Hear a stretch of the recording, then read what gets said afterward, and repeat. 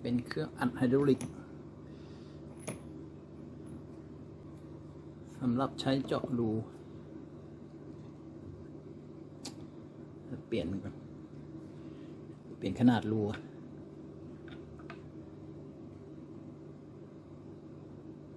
อันนี้มันของเดิม 8.5 เปลี่ยนไปเป็น 12.5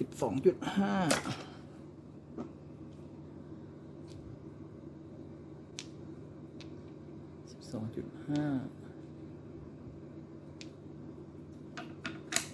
ปึ๊บใส่เข้าไปถ้าเป็นกลมๆไม่ใช่วงรีใส่ง่าย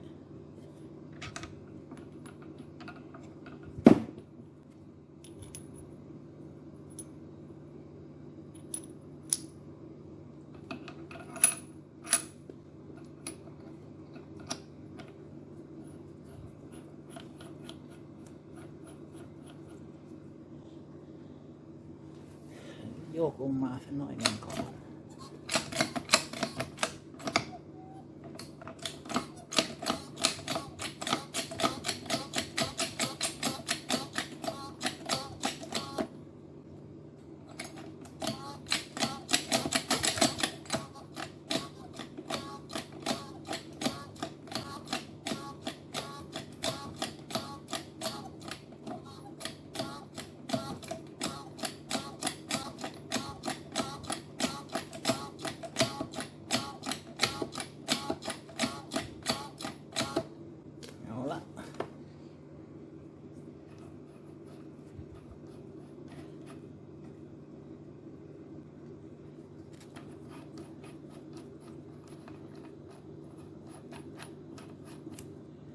มันก็คันล็อก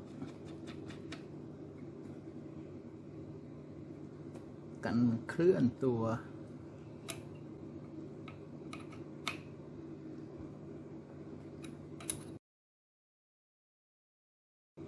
เป็นแบบการงัดนะเรียบร้อย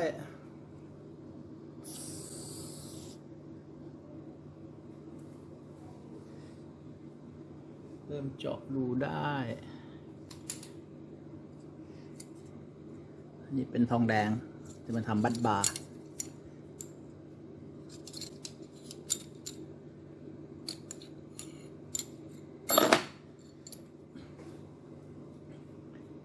ที่ส่วนปลายของหัวเจาะจะมีปลายแหลมเราตีมาร์กไว้ให้ปลายแหลมมัน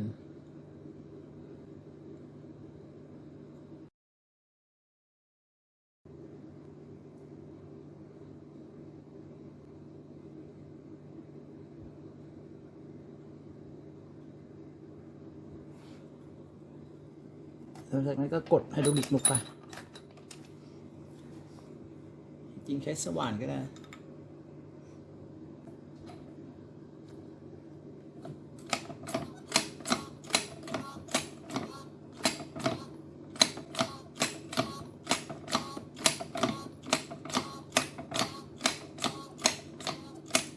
ถ้าเป็นทรงกลมนี่ยังไงก็ได้ไม่ต้องเล็ง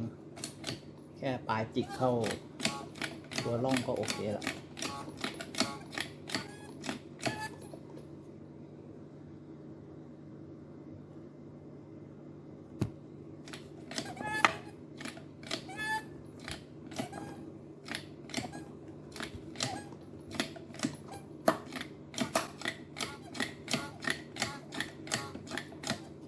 เรียบร้อย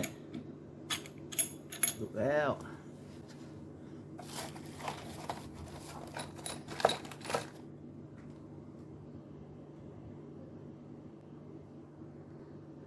จากนั้นเขาจะมีก้านให้มา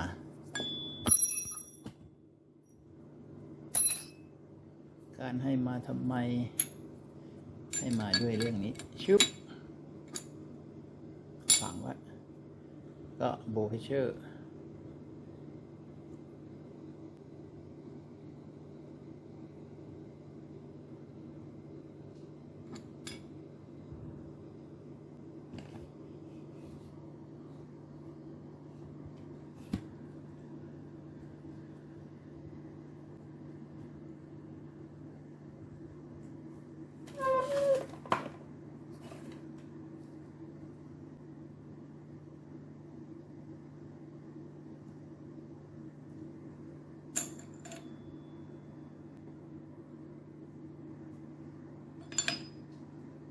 เชอร์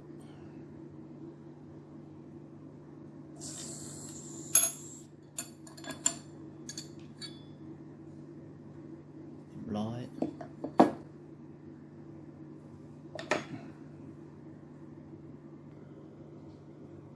เดี๋ยวลองอีกสักลูกนะ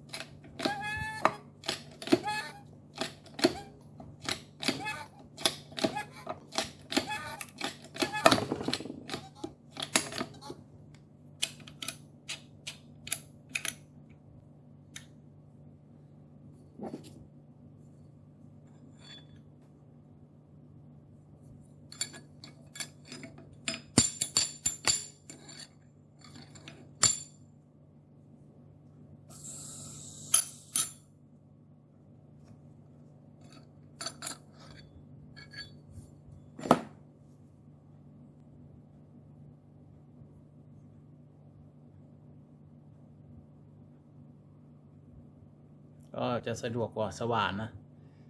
ทำงานห้องแอร์ได้แล้วกันพูดง่ายๆ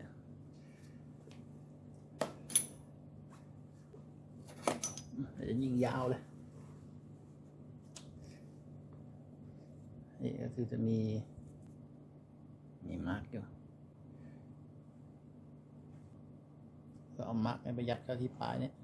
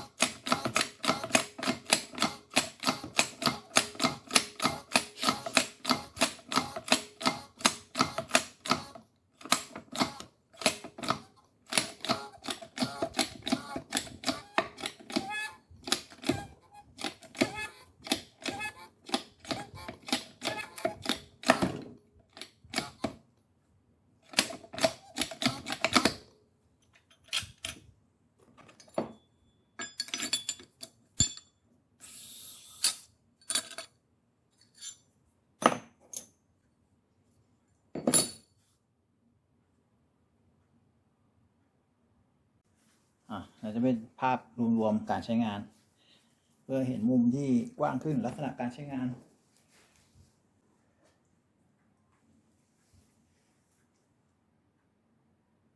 ก็มีมาร์ก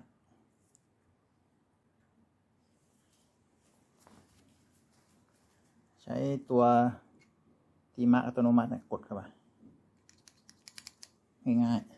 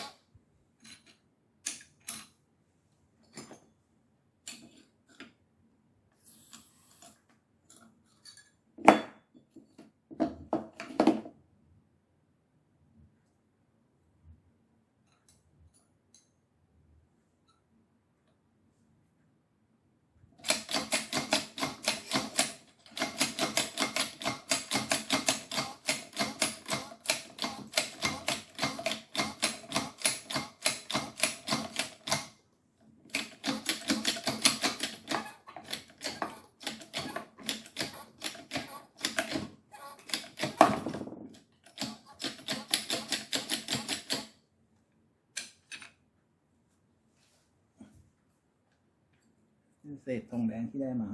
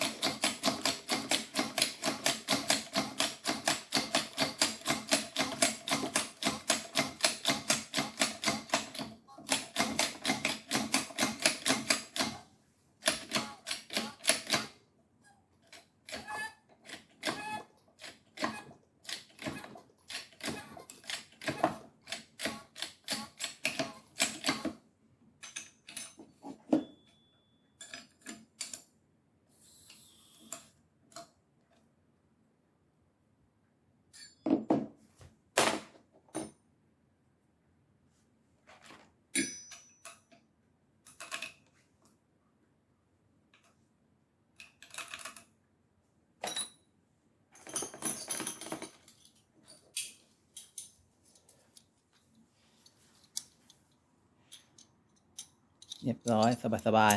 ๆใช้สว่านก็ได้สว่านเจาะแล้วแต่สะดวกใช้เครื่องอัดไฮดรอลิกช่วย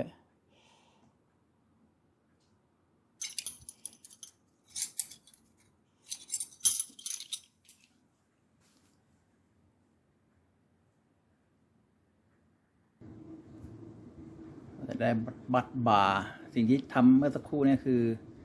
บัดบาร์